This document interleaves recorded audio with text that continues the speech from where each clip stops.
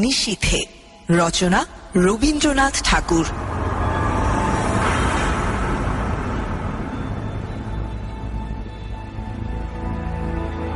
Doctor, doctor জ্বালাতন করিল এই অর্ধেক রাত্রে।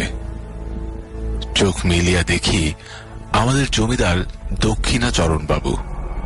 ধরফর করিয়া উঠিয়া পিঠ ভাঙা চৌকিটা টানিয়া আনিয়া তাহাকে বসিতে দিলাম এবং উদ্বিগ্ন ভাবে তাহার মুখের দিকে চাহিলাম। ঘড়িতে দেখি তখন রাত্রি 2:30। দক্ষিণাচরণ বাবু বিবর্ণ মুখে বিস্ফোরিত নেত্রে কহিলেন, আজ রাত্রে আবার সেরূপ উপদ্রব আরম্ভ হইয়াছে। তোমার ওষুধ কোনো কাজে লাগিল না?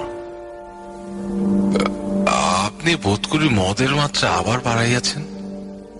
ওটা তোমার ভারী ভ্রম, মদ নহে।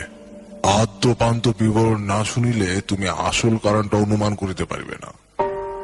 কুলুঙ্গির মধ্যে ক্ষুদ্র টিনের ডিবায় ম্লান ভাবে কেরোসিন চলিতেছিল। আমি তাহা উস্কাইয়া দিলাম। একটুখানি আলো জাগিয়া উঠিল এবং অনেকখানি ধোঁয়া বাহির হইতে লাগিল। কোচখানা গায়ের উপর টানিয়া একখানা খবরের কাগজ পাতা প্যাক বাক্সের উপর বসিলাম।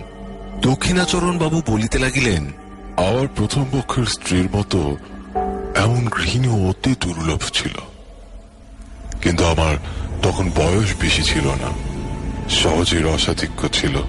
তার উপর আবার কাব্যশাস্ত্রটা ভালো করিয়া অধ্যয়ন করিয়াছিলাম, তাই অবিমিশ্র গৃহিণী বনায় মন উঠিত না।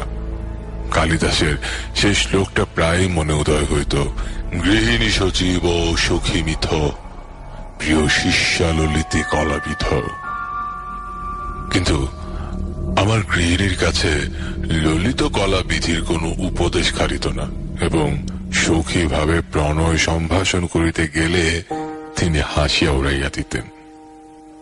গঙ্গার স্রোতে যেমন ইন্দ্রের ঐরাবত নাকাল হইয়াছিল, তেমনি তাহার হাসির মুখে বড় বড় কাব্যের টুকরা এবং ভালো ভালো আদরের সম্ভাষণ মুহূর্তের মধ্যে অপদস্থ হইয়া ফাঁসিয়া যাইত।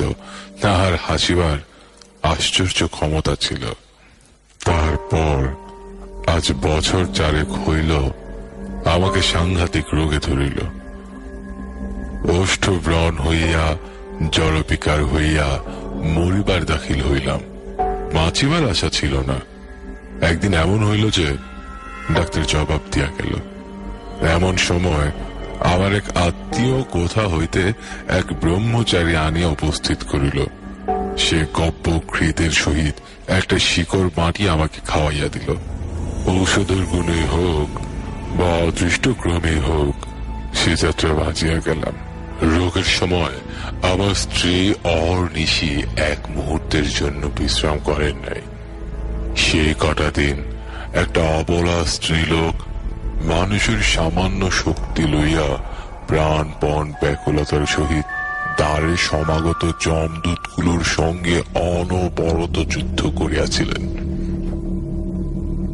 তাহার সমস্ত প্রেম, সমস্ত হৃদয়, সমস্ত যত্ন দিয়া আমার এই অযোগ্য প্রাণটাকে যেন পক্ষের শিশুর মতো 2 হস্তে ঝাঁপিয়া ঢাকিয়া রাখিয়াছিলেন।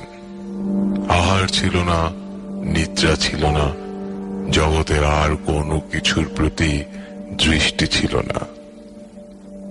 যম তখন পরাহত ব্যাঘ্রের ন্যায় আমাকে তাহার কবল হইতে ফেলিয়া দিয়া চলিয়া গেলেন। কিন্তু যাইবার সময় আমার স্ত্রীকে একটা প্রবল থাবা মারিয়া গেলেন। আমার স্ত্রী তখন গর্ভবতী ছিলেন। অনতিকাল পরে এক মৃত সন্তান প্রসব করিলেন। তারপর হইতে তাহার নানা প্রকার জটিল ব্যামোর সূত্রপাত হইল। তখন আমি তাহার সেবা আরম্ভ করিয়া দিলাম। তাহাতে তিনি বিব্রত হইয়া উঠিলেন, বলিতে লাগিলেন, করো কি? লোকে বলিবে কি? অমন করিয়া দিন রাত্রি তুমি আমার ঘরে যাতায়াত করিও না। যেন নিজে পাখা খাইতেছি এইরূপ ভান করিয়া রাত্রে যদি তাহাকে তাহার জ্বরের সময় পাখা করিতে যাইতাম তো ভারী একটা কারাকারি ব্যাপার পড়িয়া যাইত। কোনদিন যদি তাহার শুশ্রূষা উপলক্ষে আমার আহারের নিয়মিত সময় 10 মিনিট উত্তীর্ণ হইয়া যাইত, তবে সেও নানা প্রকার অনুনয় অনুরোধ অনুযোগের কারণ হইয়া দাঁড়াইত। স্বল্প মাত্র সেবা করিতে গেলে হিতে বিপরীত হইয়া উঠিত। তিনি বলিতেন, পুরুষ মানুষের অতটা বাড়াবাড়ি ভালো নয়। আমাদের সেই বড়নগরের বাড়িটি বোধ করি তুমি দেখিয়াছ। বাড়ির সামনে বাগান এবং বাগানের সম্মুখে গঙ্গা বহিতেছে। আমাদের শোবার ঘরের নিচেই দক্ষিণের দিকে খানিকটা জমি মেহেদির বেড়া দিয়া ঘিরিয়া আমার স্ত্রী নিজের মনের মতো এক টুকরা বাগান বানাইয়াছিলেন। সমস্ত বাগানটির মধ্যে সেই খণ্ডটি অত্যন্ত সাদাসিধে এবং নিতান্ত দিশি, অর্থাৎ তাহার মধ্যে গন্ধের অপেক্ষা বর্ণের বাহার, ফুলের অপেক্ষা পাতার বৈচিত্র্য ছিল না, এবং টবের মধ্যে অকিঞ্চিৎকর উদ্ভিজ্জের পাশে কাঠি অবলম্বন করিয়া কাগজে নির্মিত লাটিন নামের জয়ধ্বজা উড়িত না। বেল, জুঁই, গোলাপ, গন্ধরাজ, করবী এবং রজনীগন্ধারই প্রাদুর্ভাব কিছু বেশি। প্রকাণ্ড একটা বকুল গাছের তলা সাদা মার্বেল পাথর দিয়া বাঁধানো ছিল। সুস্থ অবস্থায় তিনি নিজে দাঁড়াইয়া 2 বেলা তাহা ধুইয়া সাফ করিয়া রাখিতেন। গ্রীষ্মকালে কাজের অবকাশে সন্ধ্যার সময় সেই তাহার বসিবার স্থান ছিল। সেখান হইতে গঙ্গা দেখা যাইত, কিন্তু গঙ্গা হইতে কুঠির পাঞ্জির বাবুরা তাহাকে দেখিতে পাইত না। অনেকদিন শয্যাগত থাকিয়া একদিন চৈত্রের শুক্লপক্ষ সন্ধ্যায় তিনি কহিলেন, ঘরে বদ্ধ থাকিয়া আমার প্রাণ কেমন করিতেছে, আজ একবার আমার সেই বাগানে গিয়া বসিব। আমি তাহাকে বহু যত্নে ধরিয়া ধীরে ধীরে সেই বকুল তলের প্রস্তর বেদিকায় লইয়া গিয়া শয়ন করাইয়া দিলাম। আমারই জানুর উপরে তাহার মাথাটি তুলিয়া রাখিতে পারিতাম, কিন্তু জানি সেটাকে তিনি অদ্ভুত আচরণ বলিয়া গণ্য করিবেন, তাই একটা বালিশ আনিয়া তাহার মাথার তলায় রাখিলাম। 2-1টি করিয়া প্রস্ফুট বকুল ফুল ঝরিতে লাগিল, এবং শাখান্তরা লইতে ছায়াঙ্কিত জ্যোৎস্না তাহার শীর্ণ মুখের উপর আসিয়া পড়িল। চারিদিক শান্ত, নিস্তব্ধ। সেই ঘন গন্ধপূর্ণ ছায়ান্ধকারে একবার সে নীরবে বসিয়া তাহার মুখের দিকে চাহিয়া আমার চোখে জল আসিল। আমি ধীরে ধীরে কাছের গোড়ায় আসিয়া 2 হস্তে তাহার একটা উত্তপ্ত শীর্ণ হাত তুলিয়া লইলাম। তিনি তাহাতে কোনো আপত্তি করিলেন না। কিছুক্ষণ এইরূপ চুপ করিয়া বসিয়া থাকিয়া আমার হৃদয় কেমন উৎপীড়িত হইয়া উঠিল। আমি বলিয়া উঠিলাম, তোমার ভালোবাসা আমি কোনো কালে ভুলিব না। তখনই বুঝিলাম কথাটা বলিবার কোনো আবশ্যক ছিল না। আমার স্ত্রী হাসিয়া উঠিলেন। সে হাসিতে লজ্জা ছিল, সুখ ছিল এবং কিঞ্চিত অবিশ্বাস ছিল, এবং উহার মধ্যে অনেকটা পরিমাণে পরিহাসের তীব্রতাও ছিল। প্রতিবাদ স্বরূপে একটি কথা মাত্র না বলিয়া কেবল তাহার সেই হাসির দ্বারা জানাইলেন, কোনো কালে ভুলিবে না, ইয়া কখনো সম্ভব নয়, এবং আমি তাহা প্রত্যাশাও করি না। ওই সুমিষ্ট সুতীক্ষ্ণ হাসির ভয়ে আমি কখনো আমার স্ত্রীর সঙ্গে রীতিমতো প্রেমালাপ করিতে সাহস করি নাই। অসাক্ষাতে যে সকল কথা মনে উদয় হইত, তাহার সম্মুখে গেলেই সেগুলোকে নিতান্ত বাজে কথা বলিয়া বোধ হইত। ছাপার অক্ষরে যেসব কথা পড়িলে 2 চক্ষু বাহিয়া দর দর ধারায় জল পড়িতে থাকে, সেইগুলো মুখে বলিতে গেলে কেন যে হাস্যের উদ্রেক করে, এ পর্যন্ত বুঝিতে পারিলাম না। বাদ প্রতিবাদ কথায় চলে, কিন্তু হাসির উপরে তর্ক চলে না। কাজে চুপ করিয়া যাইতে হইল। জ্যোৎস্না উজ্জ্বলতর হইয়া উঠিল। একটা কোকিল ক্রমাগতই কুহু কুহু ডাকিয়া অস্থির হইয়া গেল। আমি বসিয়া বসিয়া ভাবিতে লাগিলাম, এমন জ্যোৎস্না রাত্রেও কি পিক পথু বধির হইয়াছে? বহু চিকিৎসায় আমার স্ত্রীর রোগের উপশমের কোনো লক্ষণ দেখা গেল না। ডাক্তার বলিল, একবার বায়ু পরিবর্তন করিয়া দেখিলে ভালো হয়। আমি স্ত্রীকে লইয়া এলাহাবাদে গেলাম। এইখানে দক্ষিণবাবু হঠাৎ থমকিয়া চুপ করিলেন। সন্দিগ্ধ ভাবে আমার মুখের দিকে চাহিলেন। তাহার পর দুই হাতের মধ্যে মাথা রাখিয়া ভাবিতে লাগিলেন। আমিও চুপ করিয়া রহিলাম। কুলুঙ্গিতে কেরোসিন মিটমিট করিয়া চলিতে লাগিল এবং নিস্তব্ধ ঘরে মশার ফন ফন শব্দ সুস্পষ্ট হইয়া উঠিল। হঠাৎ মৌন ভঙ্গ করিয়া দক্ষিণবাবু বলিতে আরম্ভ করিলেন। সেখানে হারান ডাক্তার আমার স্ত্রীকে চিকিৎসা করিতে লাগিলেন। অবশেষে অনেক কাল একভাবে কাটাইয়া ডাক্তারও বলিলেন, আমিও বুঝিলাম এবং আমার স্ত্রীও বুঝিলেন যে তাহার ব্যাম সারিবার নহে, তাহাকে চিররুগ্ন হইয়াই কাটাইতে হইবে। তখন একদিন আমার স্ত্রী আমাকে বলিলেন, যখন ব্যামও সারিবে না এবং শীঘ্র আমার মরিবার আশাও নাই, তখন আর কতদিন এই জীবন মৃতকে লইয়া কাটাইবে? তুমি আরেকটা বিবাহ করো। এটা যেন কেবল একটা সুযুক্তি এবং সৎ বিবেচনার কথা। ইহার মধ্যে যে ভারী একটা মহত্ব, বীরত্ব বা অসামান্য কিছু আছে, এমন ভাব তাহার লেশ মাত্র ছিল না। এইবার আমার হাসিবার পালা ছিল, কিন্তু আমার কি তেমন করিয়া হাসিবার ক্ষমতা আছে? আমি উপন্যাসের প্রধান নায়কের ন্যায় গম্ভীর সমুচ্চ ভাবে বলিতে লাগিলাম, যতদিন এই দেহে জীবন আছে। তিনি বাধা দিয়া কহিলেন, নাও নাও, আর বলিতে হইবে না, তোমার কথা শুনিয়া আর বাঁচি না। আমি পরাজয় স্বীকার না করিয়া বলিলাম, এই জীবনে আর কাহাকেও ভালোবাসিতে পারিব না। শুনিয়া আমার স্ত্রী ভারী হাসিয়া উঠলেন। তখন আমাকে ক্ষান্ত হইতে হইল।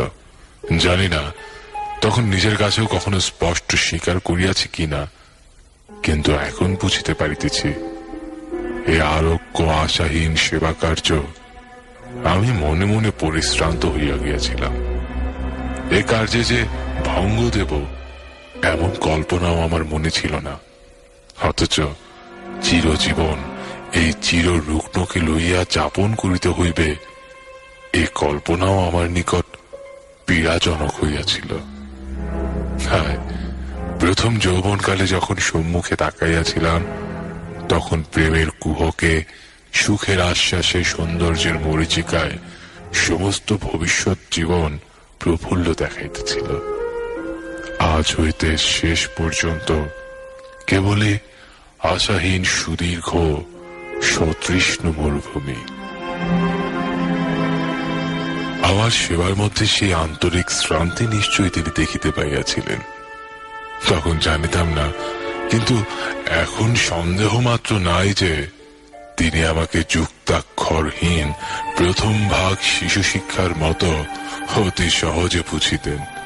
সেই জন্য যখন উপন্যাসের নায়ক সাজিয়া গম্ভীর ভাবে তাহার নিকট কবিত্ব ফলাইতে যাইতাম, তিনি এমন সুগভীর স্নেহ অথচ অনিবার্য কৌতুকের সহিত হাসিয়া উঠিতেন। আমার নিজের অগোচর অন্তরের কথাও অন্তর্যামীর ন্যায় তিনি সমস্তই জানিতেন। এ কথা মনে করিলে আজও লজ্জায় মরিয়া যাইতে ইচ্ছে করে। হারান ডাক্তার আমাদের স্বজাতীয়, তার বাড়িতে আমার প্রায় নিমন্ত্রণ থাকিত। কিছুদিন যাতায়াতের পর ডাক্তার তাহার মেয়েটির সঙ্গে আমার পরিচয় করায় দিলেন। মেয়েটি অবিবাহিত, তার বয়স 15 হইবে। ডাক্তার বলেন, তিনি মনের মতো পাত্র পান নাই বলিয়া বিবাহ দেন নাই, কিন্তু বাইরের লোকের কাছে গুজব শুনিতাম মেয়েটির কুলের দোষ ছিল। কিন্তু আর কোনো দোষ ছিল না। যেমন সুরূপ তেমনি সুশিক্ষা। সেই জন্য মাঝে মাঝে এক একদিন তাহার সহিত নানা কথার আলোচনা করিতে করিতে আমার বাড়ি ফিরিতে রাত হইত। আমার স্ত্রীকে ঔষধ খাওয়াইবার সময় উত্তীর্ণ হইয়া যাইত। তিনি জানিতেন আমি হারান ডাক্তারের বাড়ি গিয়াছি, কিন্তু বিলম্বের কারণ একদিনও আমাকে জিজ্ঞাসা করেন নাই। মরুভূমির মধ্যে আর একবার মরীচিকা দেখিতে লাগিলাম। তৃষ্ণা যখন বুক পর্যন্ত, তখন চোখের সামনে কুল পরিপূর্ণ স্বচ্ছ জল ছলছল ঢল ঢল করিতে লাগিল। তখন মনকে প্রাণপণে টানিয়া আর ফিরাইতে পারিলাম না। রোগীর ঘর আমার কাছে দ্বিগুণ নিরানন্দ হইয়া উঠিল। তখন প্রায় শুশ্রূষা করিবার এবং ঔষধ খাওয়াইবার নিয়ম ভঙ্গ হইতে লাগিল। হারান ডাক্তার আমাকে প্রায় মাঝে মাঝে বলিতেন, যাহাদের রোগ আরোগ্য হইবার কোনো সম্ভাবনা নাই, তাহাদের পক্ষে মৃত্যুই ভালো। কারণ বাঁচিয়া তাহাদের নিজেরও সুখ নাই, অন্যেরও অসুখ। কথাটা সাধারণভাবে বলিতে দোষ নাই, তথাপি আমার স্ত্রীকে লক্ষ্য করিয়া এমন প্রসঙ্গ উত্থাপন করা তাহার উচিত হয়নি। কিন্তু মানুষের জীবন মৃত্যু সম্বন্ধে ডাক্তারদের মন এমন অসার যে তাহারা ঠিক আমাদের মনের অবস্থা বুঝিতে পারে না। হঠাৎ একদিন পাশের ঘর হইতে শুনিতে পাইলাম আমার স্ত্রী হারানবাবুকে বলিতেছেন, ডাক্তার, কতগুলা মিথ্যা ঔষধ কিলাইয়া ডাক্তারখানার দেনা বাড়াইতেছ কেন? আমার প্রাণটাই যখন একটা ব্যামো, তখন এমন একটা ঔষধ দাও যাহাতে শীঘ্রই প্রাণটা চায়। ডাক্তার বলিলেন, ছি, এমন কথা বলিবেন না। কথাটা শুনিয়া হঠাৎ আমার পক্ষে বড় আঘাত লাগিল। ডাক্তার চলিয়া গেলে আমার স্ত্রীর ঘরে গিয়া তাহার শয্যা প্রান্তে বসিলাম। তাহার কপালে ধীরে ধীরে হাত বুলাইয়া দিতে লাগিলাম। তিনি কহিলেন, এ ঘর বড় গরম, তুমি বাহিরে যাও, তোমার বেড়াইতে যাবার সময় হইয়াছে।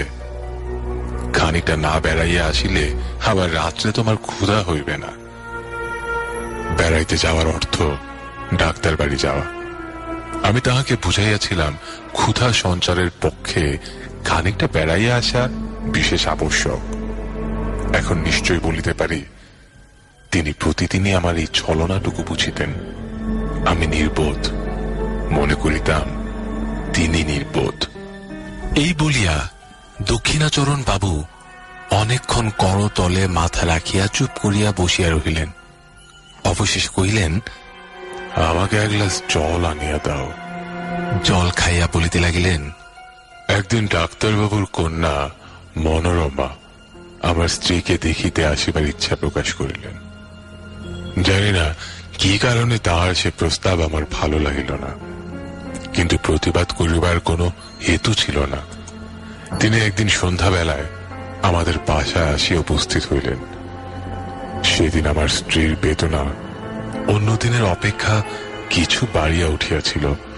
যেদিন তাহার ব্যথা বাড়ে, সেদিন তিনি অত্যন্ত স্থির নিস্তব্ধ হইয়া থাকেন।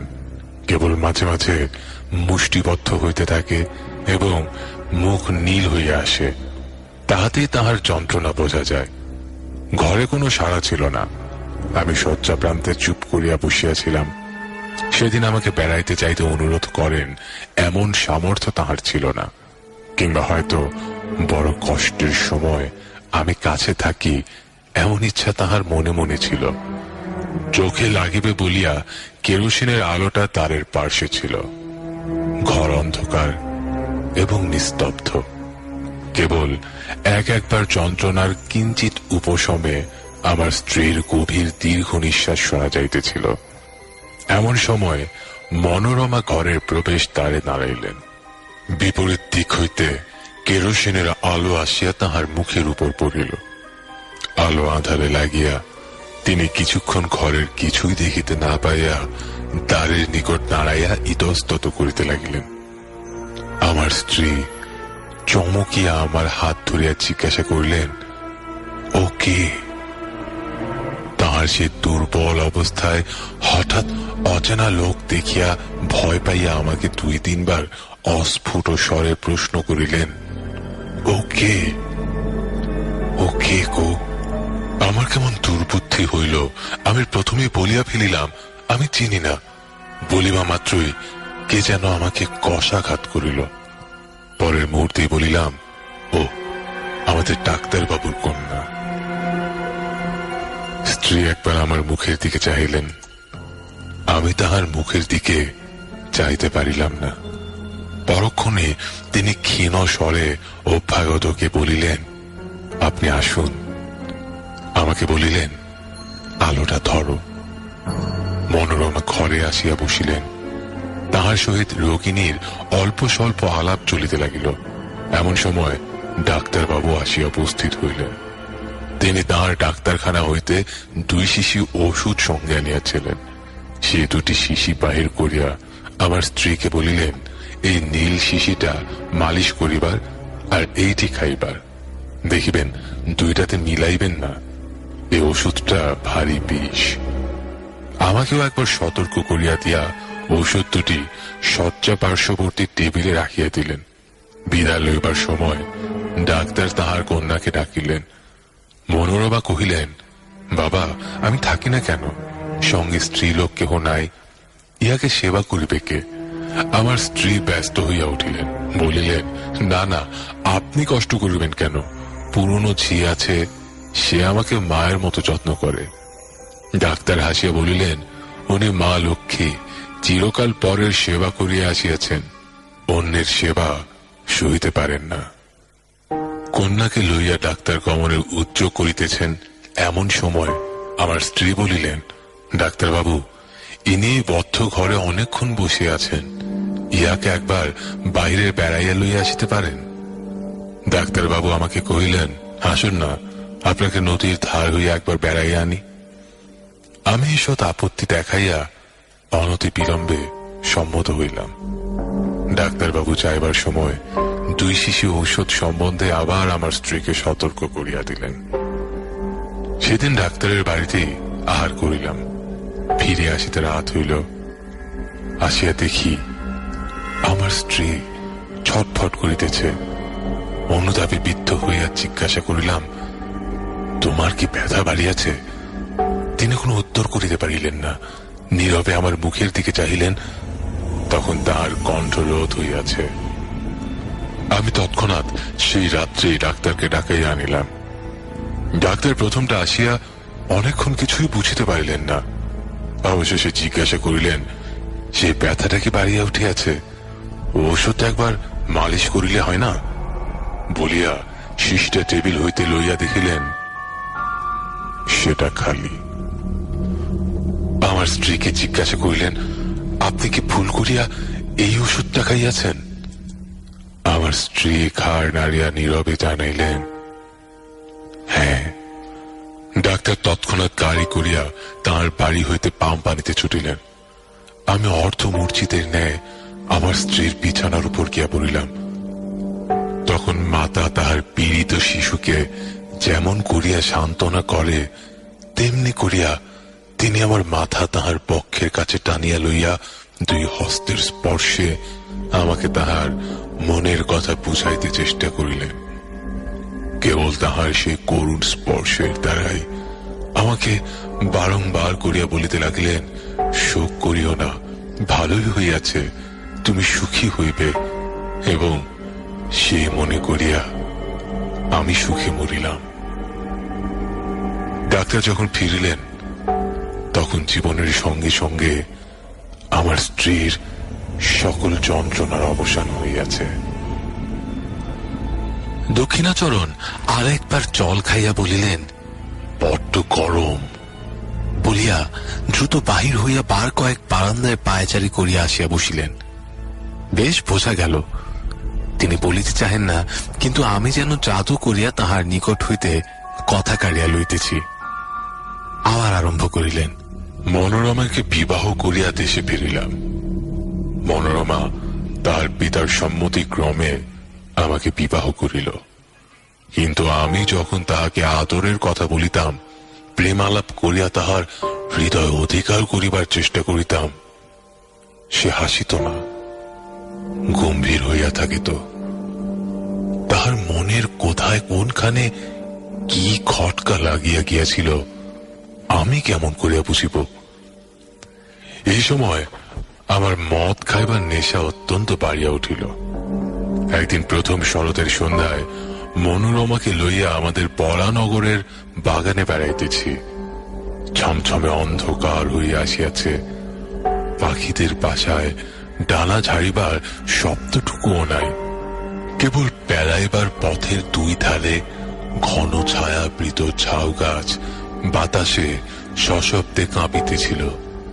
শ্রান্তি বোধ করিতে মনোরমা সেই বকুল তলার শুভ্র পাথরের বেদির উপর আসিয়া নিজের দুই বাহুর উপর মাথা রাখিয়া শয়ন করিল। আমিও কাছে আসিয়া বসিলাম। সেখানে অন্ধকার আরো ঘনীভূত। যতটুকু আকাশ দেখা যাইতেছে একেবারে তারায় আচ্ছন্ন। তরুতলের ঝিল্লি ধ্বনি যেন অনন্ত গগন বক্ষচ্যুত নিঃশব্দতার নিম্ন প্রান্তে একটি শব্দের সরু পার বুনিয়া দিতেছে। সেদিনও বৈকালে আমি কিছু মদ খাইয়াছিলাম। মনটা বেশ একটু তরল অবস্থায় ছিল। অন্ধকার যখন চোখে সহিয়া আসিল তখন বন ছায়া তলে পাণ্ডুর বর্ণে অঙ্কিত সেই শিথিল অঞ্চল শ্রান্তকায় রমণীর আবছায়া মূর্তিটি আমার মনে এক অনিবার্য আবেগের সঞ্চার করিল। মনে হইল ও যেন একটি ছায়া, ওকে যেন কিছুতেই দুই বাহু দিয়া ধরিতে পারিব না।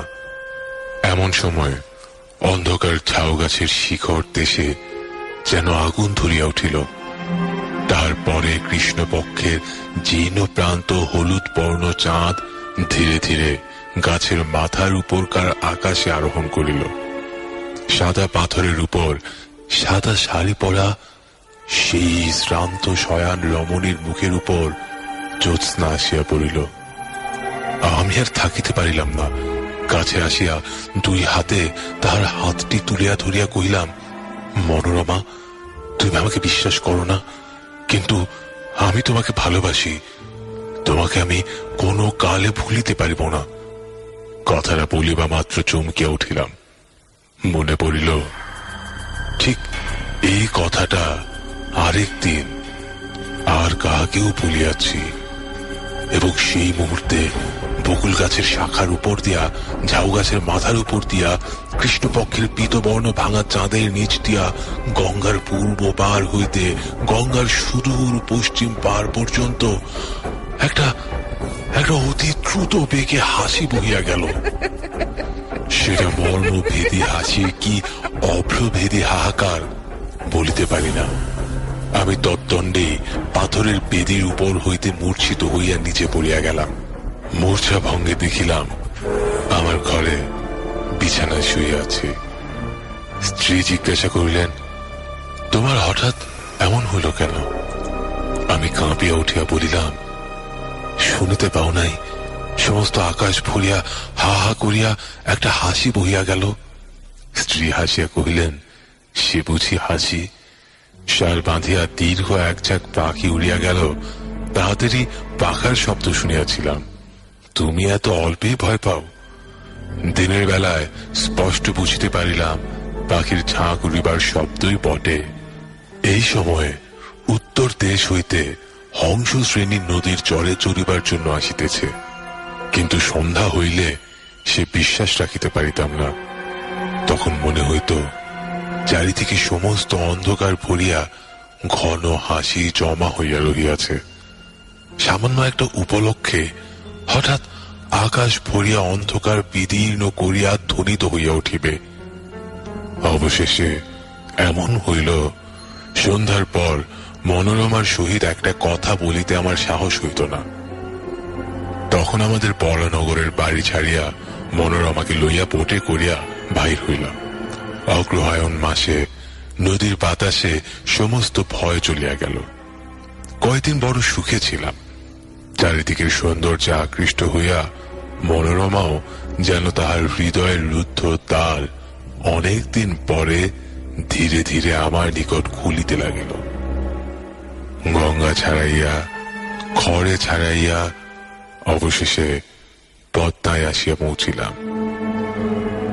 ভয়ঙ্করী পদ্মা তখন হেমন্তের বিবরলীন ভুজঙ্গিনীর মতো কৃশ নির্জীব ভাবে সুদীর্ঘ শীতনিদ্রায় নিবিষ্ট ছিল। উত্তর পারে জনশূন্য তৃণশূন্য দিগন্ত প্রসারিত বালির চর ধু ধু করিতেছে এবং দক্ষিণের উচ্চ পাড়ের উপর গ্রামের আম বাগানগুলি এই রাক্ষসী নদীর নিতান্ত মুখের কাছে জোর হস্তে দাঁড়াইয়া কাঁপিতেছে। পদ্মা ঘুমের ঘোরে এক একবার পাশ ফিরিতেছে এবং বিদীর্ণ তটভূমি ঝুপঝাপ করিয়া ভাঙিয়া ভাঙিয়া পড়িতেছে। এইখানে বেড়াইবার সুবিধা দেখিয়া বোট বাঁধিলাম। একদিন আমরা দুইজনে বেড়াইতে বেড়াইতে বহু দূর চলিয়া গেলাম। সূর্যাস্তের স্বর্ণ ছায়া মিলাইয়া যাইতে শুক্ল পক্ষের নির্মল চন্দ্রালোক দেখিতে দেখিতে ফুটিয়া উঠিল। সে অন্তহীন শুভ্র বালির চরের উপর যখন অজস্র অবারিত উচ্ছ্বসিত জ্যোৎস্না একেবারে সীমান্ত পর্যন্ত প্রসারিত হইয়া গেল, তখন মনে হইল যেন জনশূন্য চন্দ্রালোকের অসীম স্বপ্ন রাজ্যের মধ্যে কেবল আমরা দুইজনে ভ্রমণ করিতেছি। একটি লাল শাল মনোরমার মাথার উপর হইতে নামিয়া তাহার মুখখানে বেষ্টন করিয়া তাহার শরীরটি আচ্ছন্ন করিয়া রহিয়াছে। নিস্তব্ধতা যখন নিবিড় হইয়া আসিল, কেবল একটি সীমাহীন দিশাহীন শুভ্রতা এবং শূন্যতা ছাড়া যখন আর কিছুই রহিল না, তখন মনোরমা ধীরে ধীরে হাতটি বাহির করিয়া আমার হাত চাপিয়া ধরিল। অত্যন্ত কাছে আসিয়া সে যেন তাহার সমস্ত শরীর মন জীবন যৌবন আমার উপর বিন্যস্ত করিয়া নিতান্ত নির্ভর করিয়া দাঁড়াইল। পুলকিত উৎপীড়িত হৃদয়ে মনে করিলাম, ঘরের মধ্যে কি যথেষ্ট ভালোবাসা যায়? এইরূপ অনাবৃত অবারিত অনন্ত আকাশ নইলে কি দুটি মানুষকে কোথাও ধরে? তখন মনে হইল আমাদের ঘর নাই, দ্বার নাই, কোথাও ফিরিবার নাই। এমনি করিয়া হাতে হাতে ধরিয়া গম্যহীন পথে উদ্দেশ্যহীন ভ্রমণে চন্দ্রালোকিত শূন্যতার উপর দিয়া অবারিত ভাবে চলিয়া যাইব।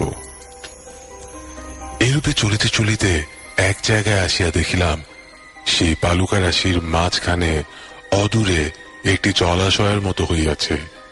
পদ্মা সরিয়া যাওয়ার পর সেখানে জল বাঁধিয়া আছে।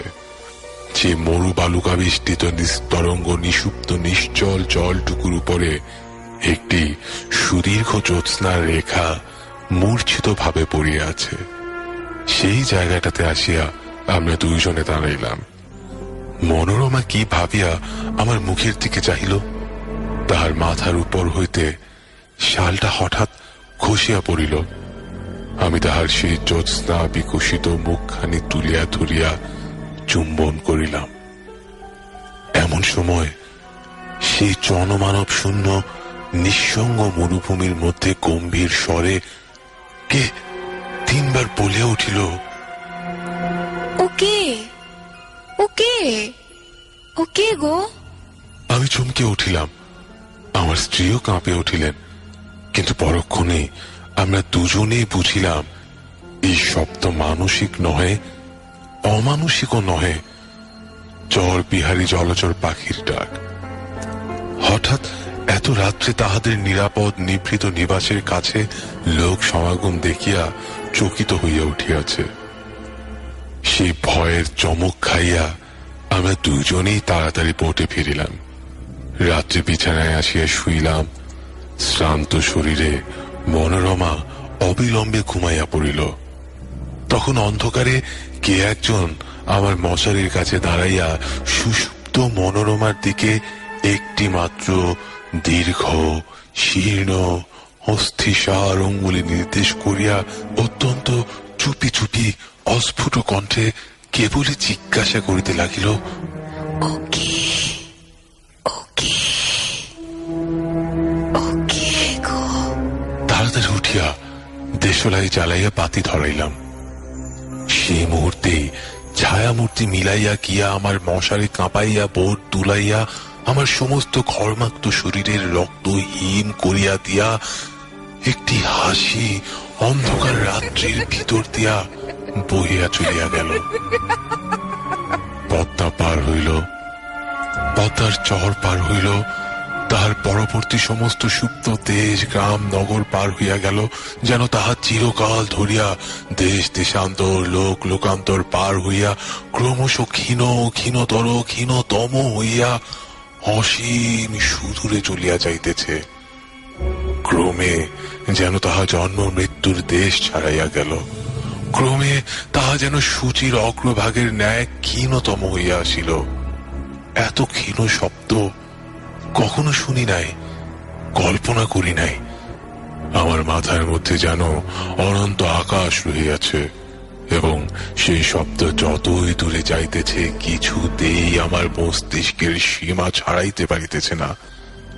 অবশেষে যখন একান্ত অসহ্য হইয়া আসিল, তখন ভাবিলাম আলো নিভাইয়া না দিলে ঘুমাইতে পারিব না। যেমন আলো নিভাইয়া শুইলাম, অমনি আমার মশারির পাশে আমার কানের কাছে অন্ধকারে আবার সে অবরুদ্ধ স্বর বলিয়া উঠিল, ওকে ওকে ওকে গো। সেই গভীর রাত্রে নিস্তব্ধ বোটের মধ্যে আমার গোলাকার ঘড়িটাও সজীব হইয়া উঠিয়া তার ঘন্টার কাঁটা মনোরমার দিকে প্রসারিত করিয়া শেলফের উপর হইতে তালে তালে বলিতে লাগিল, ওকে ওকে ওকে গো ওকে। বলিতে বলিতে দক্ষিণা বাবু পাংশু বর্ণ হইয়া আসিলেন, তাহার কণ্ঠ রুদ্ধ হইয়া আসিল।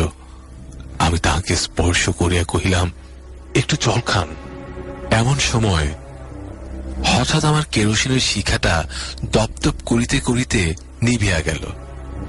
হঠাৎ দেখিতে পাইলাম বাহিরে আলো হইয়াছে। কাক ডাকিয়া উঠিল, দইল শীষ দিতে লাগিল। আমার বাড়ির সম্মুখবর্তী পথে একটা মহিষের গাড়ির ক্যাঁচ ক্যাঁচ শব্দ জাগিয়া উঠিল। তখন দক্ষিণা বাবুর মুখের ভাব একেবারে বদল হইয়া গেল। ভয়ের কিছু মাত্র চিহ্ন রইল না।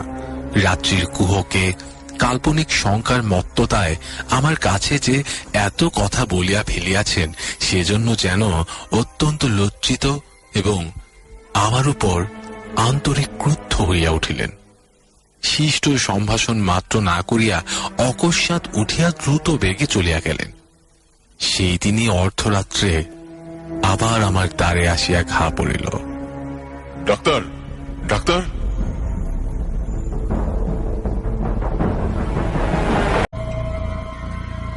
বড়দিনের ছুটিতে ভাইপোকে নিয়ে মধুপুরে বেড়াতে যাব ঠিক করেছি। মধুপুরে কিছুদিন থেকে দেওঘর আর গিরিডিও নিয়ে যাব প্ল্যান করেছি। দেওঘরের ত্রিকুট পাহাড়, গিরিডির উশ্রী প্রপাত ডাকু আজ পর্যন্ত দেখেনি। এবার ওকে না দেখালেই নয়। ডাকুর তো আনন্দে রাতে ঘুমই হয় না, খালি জিজ্ঞেস করে, কাকু কবে মধুপুর যাব।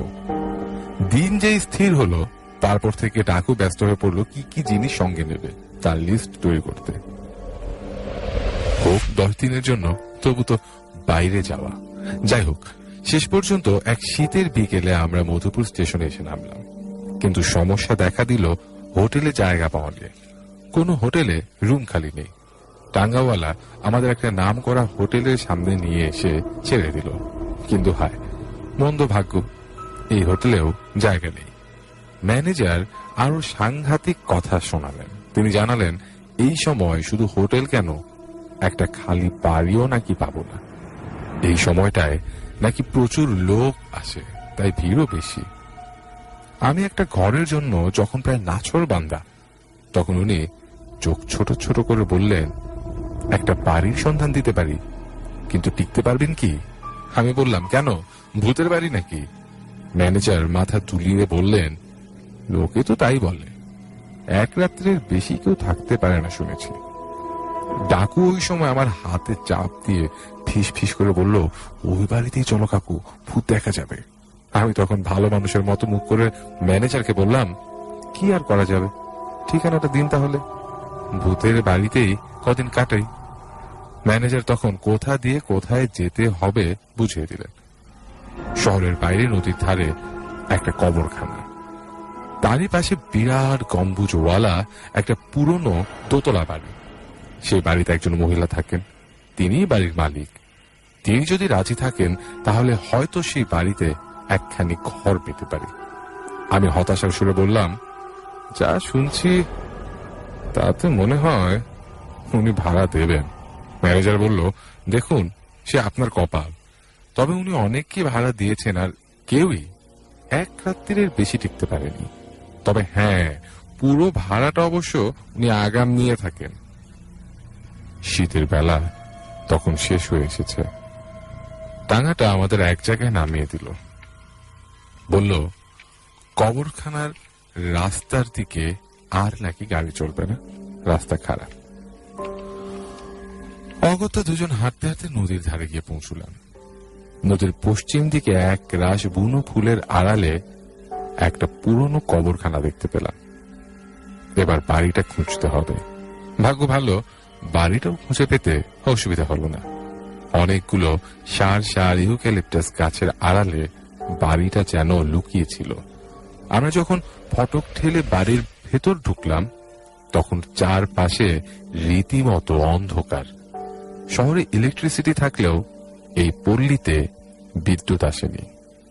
এখানে যে অল্প কয়েক ঘর বসতি আছে তাদের প্রায় সবাই আদিবাসী খ্রিস্টান, কিন্তু দেখলেই বোঝা যায় ওদের জীবনে জাঁকজমক বলে কিছুই নেই। সারাদিন খাটাখাটুনি, তারপর সন্ধে হবার আগে চুপচাপ নিজের ঘরে ঢুকে খিল বন্ধ করে দিয়ে রাতের খাবার খেয়ে ঘুমিয়ে পড়ে। কারোর সঙ্গে কারোর কোনো যোগাযোগ নেই। ইলেকট্রিকের আলোর জন্য মাথা খুঁটেও মাথা কোটাকুটু করে না। যাই হোক, আমরা সেই বাড়ির বাইরের ঘরে এসে ঢুকলাম। প্রথমে অন্ধকার ঘর। আমি ডাকলাম, কেউ আছেন? সাড়া নেই। আবার ডাকলাম, কেউ কি আছেন? এবারও সাড়া নেই। এবার ব্যাগ থেকে টর্চ বের করে জ্বালালাম। সেই আলোয় দেখলাম সামনে একটা দরজা। সেই দরজা দিয়ে ভেতরে ঢুকলাম। সামনে একটা লম্বা দালান, ও পাশে মনে হলো ওপরে ওঠার সিঁড়ি। আমরা সেই দালানে পা রাখতেই ও পাশের একটা মস্ত জালে ঢাকা খাঁচা থেকে অনেকগুলো মুরগি যেন ভয় পেয়ে একসঙ্গে ডেকে উঠল। ডাকু ফিস ফিস করে বলল, এত মুরগি?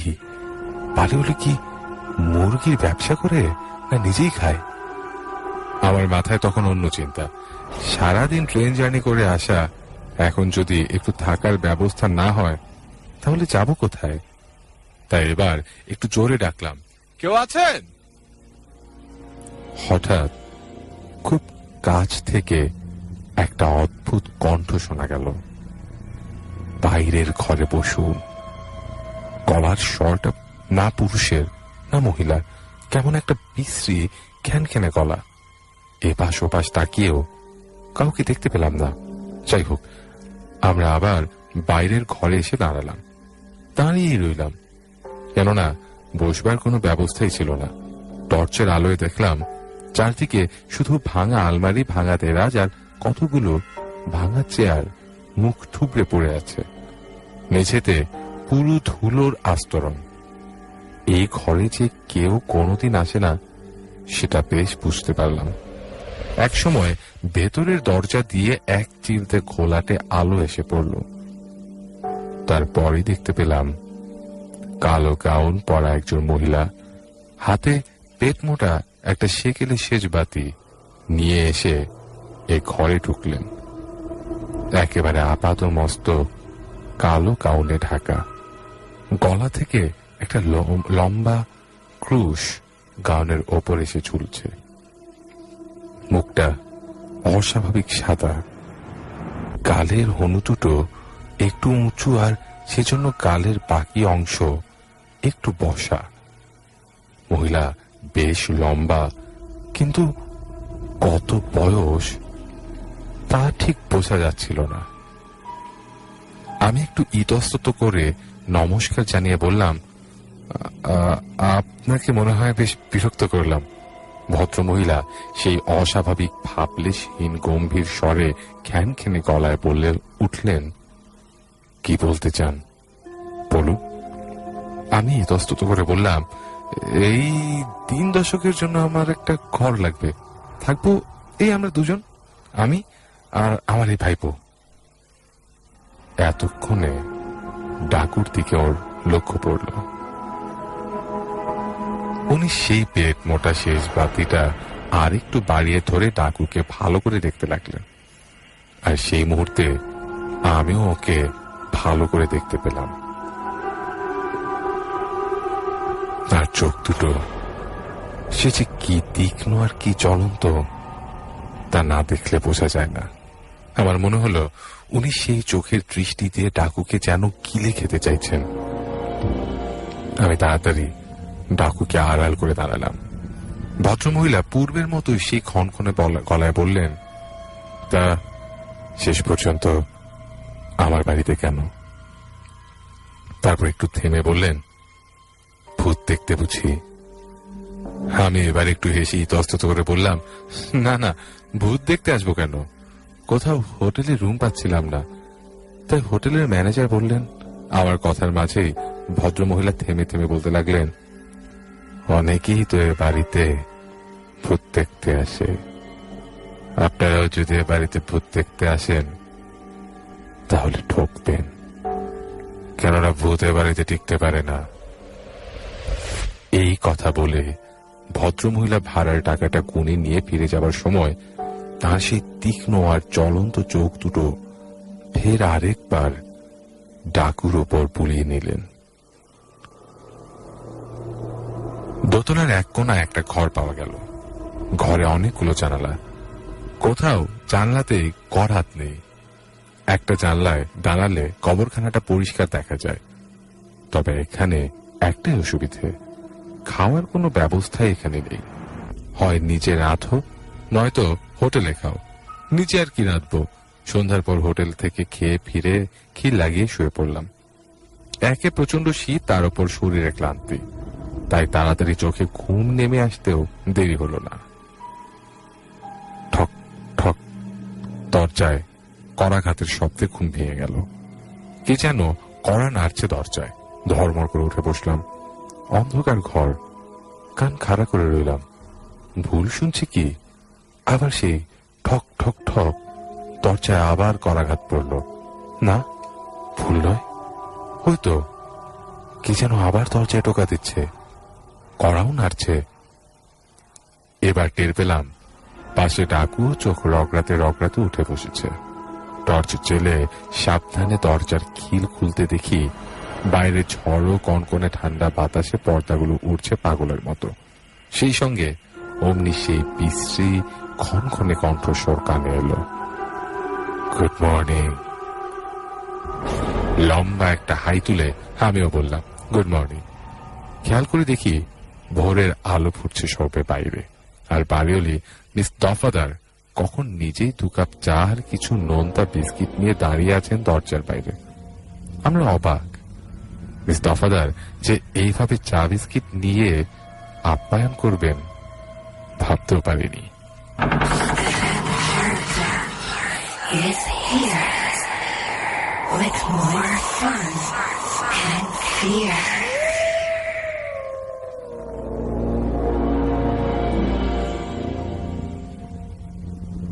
ভোরের আলো ফুটেছে সবে বাইরে, আর বাইরে হলে মিস দফাদার কখন নিজেই 2 কাপ চা আর কিছু নোনতা বিস্কিট নিয়ে দাঁড়িয়ে আছেন দরজার বাইরে। আমরা অবাক, মিস দফাদার যে এইভাবে চা বিস্কিট নিয়ে আপ্যায়ন করবেন ভাবতেও পারিনি। মিস দফাদার বললেন, নিন চা খান। চায়ের ট্রেটা টেবিলে রাখতে তিনি বললেন, তা আপনাদের ঘুম কেমন হলো? হ্যাঁ বললাম, জি ভালো হয়েছে, থ্যাঙ্কস। ধন্যবাদ জানিয়ে মিস দফাদার চলে যাচ্ছিলেন, আবার ফিরে দাঁড়ালেন। ফের একবার তাকালেন ডাকুর দিকে। কি হিংস্র পৈশাচিক একটা দৃষ্টি।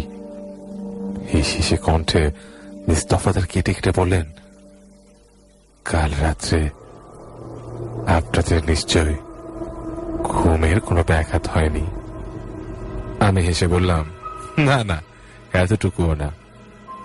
মিস তফাদার বলতে চাচ্ছিলেন, মানে ভূতের ভয়ে। তার কথার মাঝেই আমি জোরে হেসে উঠে বললাম, আমি ভূত বিশ্বাস করি না। মিস তফাদার আর দাঁড়ালেন না। হিলের খটখট শব্দ তুলে টানা বারান্দা ধরে হন হন করে হাঁটতে হাঁটতে নিজের ঘরে চলে গেলেন। 3টে দিন কি করে যেন কেটে গেল। মধুপুরটা মোটামুটি দেখা হয়ে গেছে।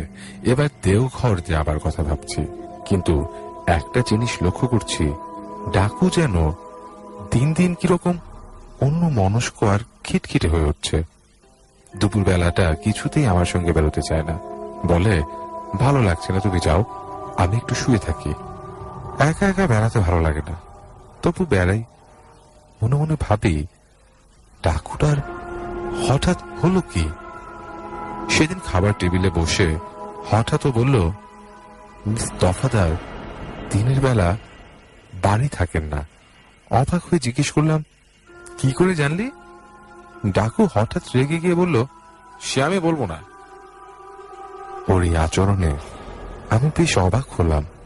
সামলে নিয়ে বললাম, কোথায় যান উনি তা জানিস? ডাকু বলল, হুম, তা জানি না। আমি এবার জিজ্ঞেস করলাম, আচ্ছা তুই কি দুপুরবেলা ওইদিকে যাস? ওদিকে মানে মিস দফাদারের ঘরের দিকে?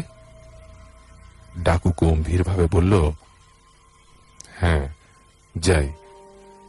তারপর একটু থেমে কেমন ভাঙা ভাঙা গলায় বলল, রোজ দুপুরে কে যেন আমার ওদিকে যাবার জন্য ডাকে, আমি না গিয়ে পারি না।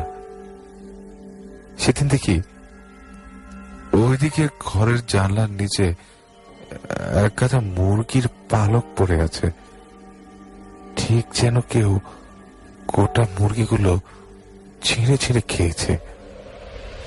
এই কথাগুলো বলতে বলতে ওর চোখ মুখ কেমন যেন হয়ে গেল। তারপরে ও কাঁপতে কাঁপতে বিছানায় শুয়ে পড়ল। আমি এবার বেশ ভয় পেয়ে গেলাম। গভীর ভাবে ভাবতে বসলাম, কেউ কেউ ওদিকে যাবার জন্য ডাকছে, কেনই বা ডাকছে?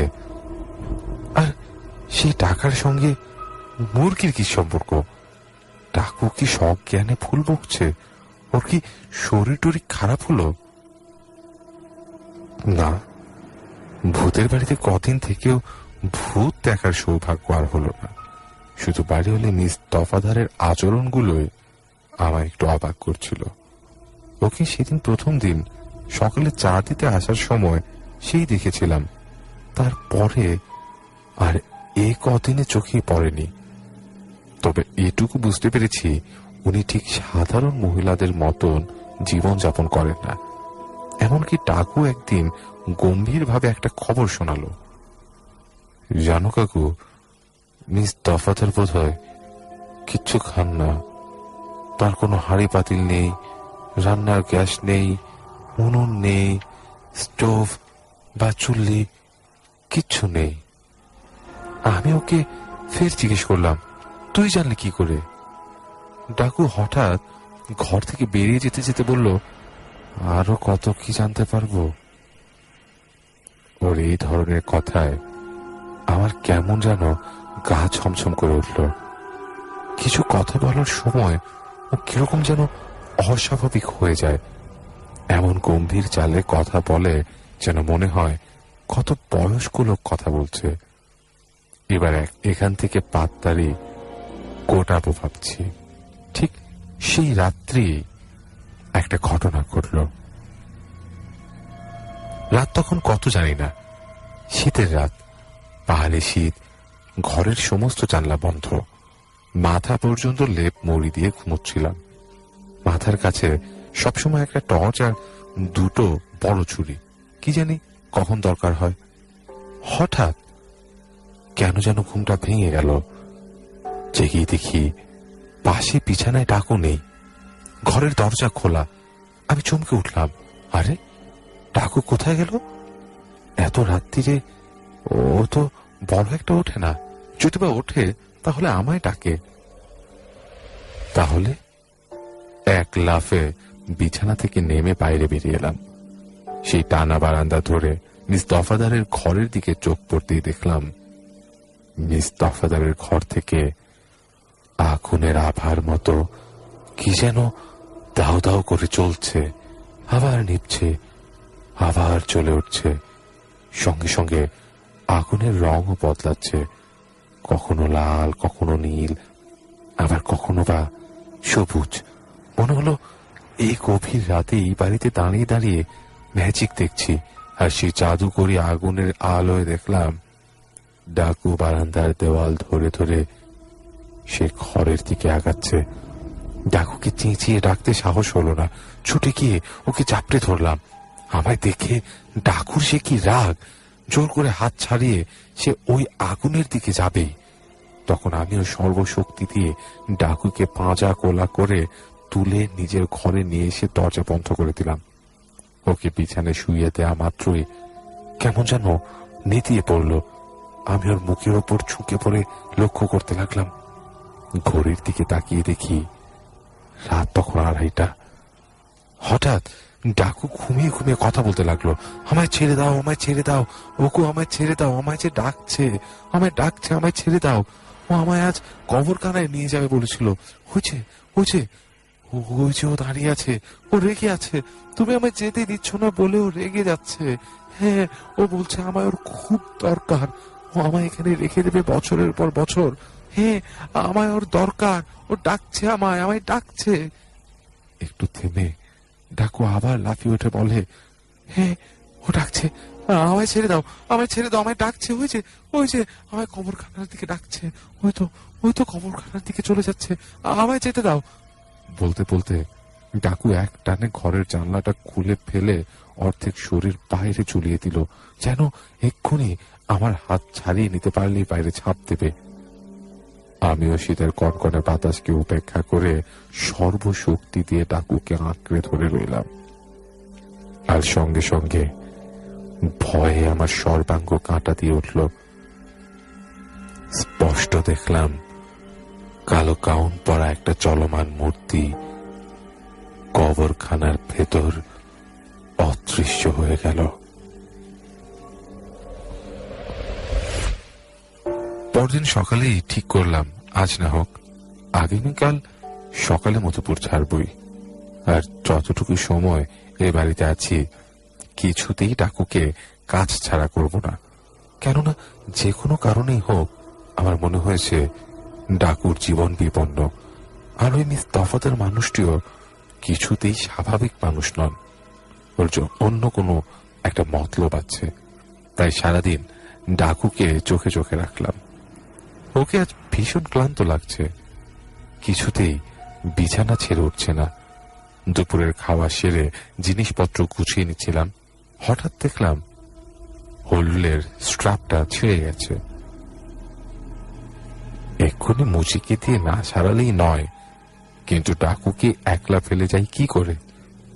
এ বাড়িতে তো এমন কাউকে পাওয়া যাবে না যাকে দিয়ে স্ট্র্যাপটা সারিয়ে আনতে পাঠাবো।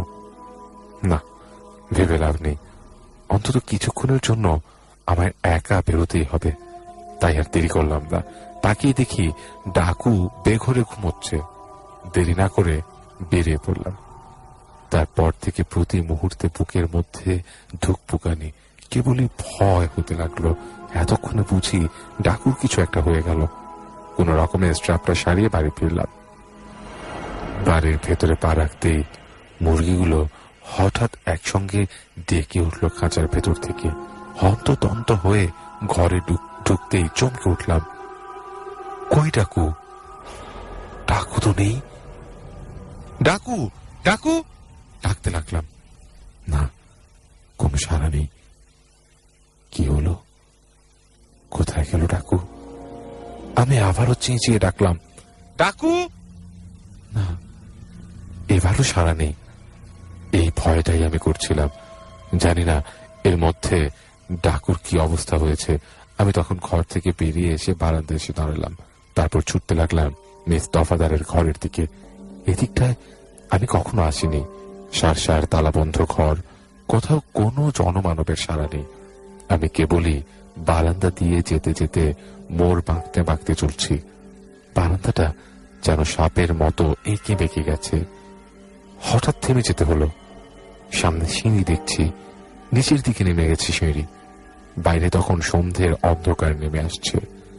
বাড়ির ভেতরেও কোথাও এতটুকু আলো নেই, আর এই সিঁড়ির মুখটায় যেন চাপচাপ অন্ধকার। না, নষ্ট করার মতো সময় হাতে নেই। আমি সেই অন্ধকার সিঁড়ি দিয়ে নামতে লাগলাম। নামছি যেন কোনো পাতালপুরীর পথে পা পাড়িয়েছি। সিঁড়িগুলো এত সরু আর অন্ধকার যে প্রতি মুহূর্তে ভয় হচ্ছে।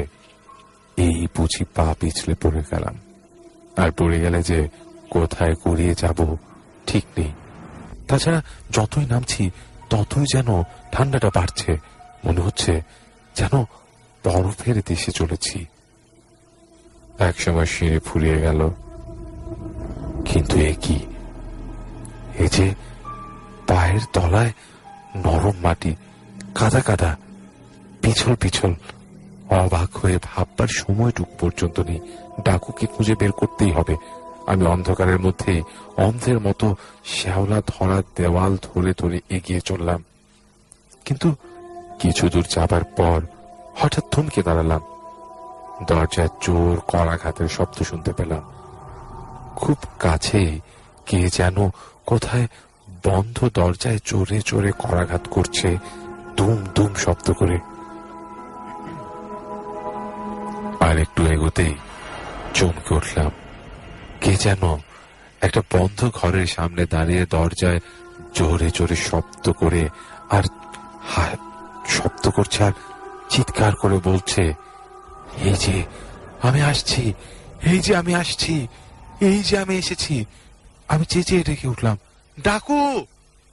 ছুটে গিয়ে ওকে জড়িয়ে ধরতে সঙ্গে সঙ্গে ওর অচৈতন্য দেহ আমার বুকের উপর লুটিয়ে পড়ল। আর সেই সময় বন্ধ ঘরটার জানলা দিয়ে বাইরে থেকে যে দৃশ্যটা আমার চোখে পড়ল তা আমি কখনো ভুলতে পারবো না। অন্ধকার পাতালপুরীর সেই ভিজে স্যাঁতস্যাঁতে পরিবেশে পুরনো পরিত্যক্ত বদ্ধ ঘরটার ভেতর দেখা যাচ্ছে একটা খাটিয়া, আর সেই খাটের ওপর ধবধবে সাদা চাদর ঢাকা। ঈশ্বর, হয়তো একটা মৃতদেহই তো মনে হচ্ছে। আর আর ও কি মৃতদেহটা হঠাৎ নড়ে উঠল মনে হচ্ছে। হ্যাঁ, ওই তো নড়ছে। সাদা চাদরটা খসে পড়ল মৃতদেহটার উপর থেকে। তারপর দু হাত সামনের দিকে বাড়িয়ে শীর্ণ হাড় সর্বস্ব আঙুলগুলো ছড়িয়ে দিয়ে কবর থেকে যেমন প্রেতাত্মার উত্থান হয় সেইভাবে সোজা উঠে বসলো। আর সেই সঙ্গে নারী কণ্ঠে কি পৈশাচিক শীতল হাসি। মিস দফাদার। অজান্তে আমার গলা দিয়ে একটা ভয়ার্ত চিৎকার বেরিয়ে এলো। তারপর কি করে যে ডাকুকে কাঁধের ওপর ফেলে সেই অন্ধকার সিঁড়ি বেয়ে ওপরে উঠে এসেছি তা বলতে পারবো না। তারপর ডাকুকে কাঁধের ওপর ফেলে সেই শীতের হিম শীতল সন্ধ্যায় দিক বিদিক ভাবে ছুটে বাড়ির বাইরে এসে নির্জন পথের ওপর দিয়ে ছুটতে লাগলাম শহরের দিকে।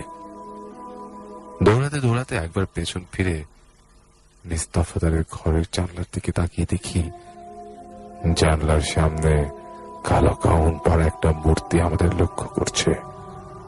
মুহূর্ত মাত্র না থেমে আমি ডাকুকে কাঁধে নিয়ে প্রাণপণে স্টেশনের দিকে ছুটতে লাগলাম।